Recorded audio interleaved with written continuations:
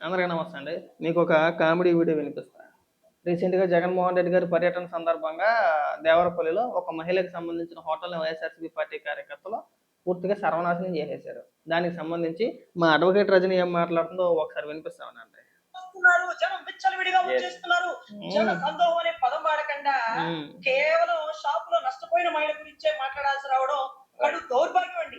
యథార్థ స్థితిని కూడా చెప్పలేని పరిస్థితి. నువ్వు అసలు అడ్వకేట్ ఎలాగయ్యో మాకు ఇవాళకే అర్థం కాదు.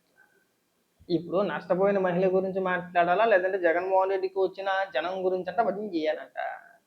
ఆ మహిళ గురించి మాట్లాడుతూ దౌర్భాగ్యమా? ఎందుకు దౌర్భాగ్యమమ్మా? అసలు నువ్వు ఏం చదువుకుని అడ్వకేట్ అయ్యో మాకు అర్థం కావట్లేదు.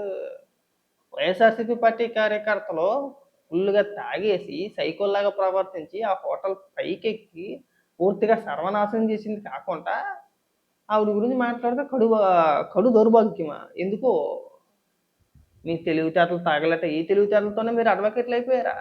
అయ్య బాబోయ్! మీది మామూలుతనం కాదండి. మామూలు మేధావుతనం కాదండి. మీ మేధావుతనానికి ఒక్కొక్కసారి మూర్ఛ వచ్చేస్తా ఉంటది. మామూలుగా కాదు. ఇంకెప్పుడు కూడా ఇలాంటి రోత డైలాగులు కొట్టమాకండి. జగన్మోహన్ రెడ్డికి జనం ఎలా వచ్చారు అనేది అందరికీ తెలిసిందే.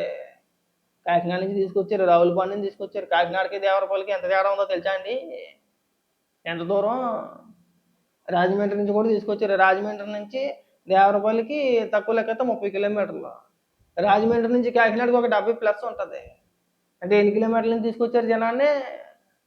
మాట్లాడడానికి సిగ్గుండాలి. జనం వచ్చేసారండి, కళ్ళు మెటకరించుకుంటే జనం వచ్చేసారండి, భద్రత కల్పించలేదంటే డామ్ డూమ్ పెద్ద కప్పలా నోరు తెరిచేసి కళ్ళు మెటకరించుకుంటే నువ్వు చెప్పేస్తే అయిపోద్దా?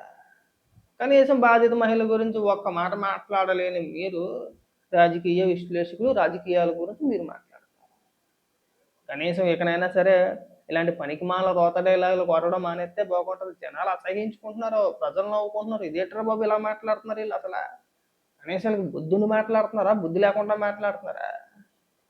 అంటే జగన్మోహన్ రెడ్డి మీరు అందరూ భజన చేస్తారు కాబట్టి అందరూ భజన చేస్తా కూర్చోవాలా అండి?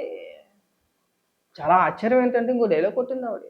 పాపం చిన్న చిన్న పిల్లలండి జగన్మోహన్ రెడ్డి గారు వస్తున్నారని చెప్పేసి ఆ హోటల్ పైకెక్కి పడిపోయారు. నడువులు ఇరిగిపోయినాయి. వాళ్ళు చిన్న చిన్న పిల్లల 40 ఏళ్ళు వచ్చినట్టట చిన్న పిల్లడట. పీకల దాకా తాగించేస్తే ఏం చేస్తారు వాళ్ళు? అలాగే ఊగుతారు. పైగా దానికి నువ్వు భజన. ఇంకెప్పుడు కూడా ఇలాంటి రోత డైలాగులు కొట్టడం మానేస్తే బాగుంటుంది. రజని అనవసరంగా ఉన్న పరువు పోగొట్టుకుంటున్నాను.